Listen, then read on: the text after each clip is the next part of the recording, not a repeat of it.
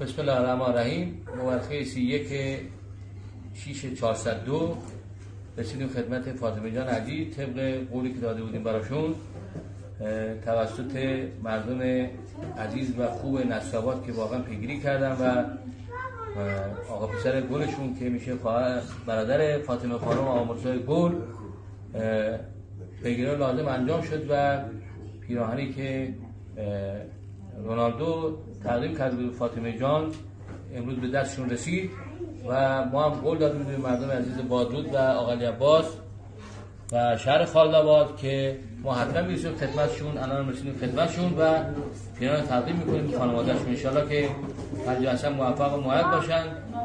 مردم عزیز نصرآباد واقعا دمتون گرم و مردم عزیز بادرود و خالدآباد بازم دمتون گرم که لحظه به لحظه پیگیر قضیه بودی که تکلیف این پیراهن روشن میشه که الحمدلله الان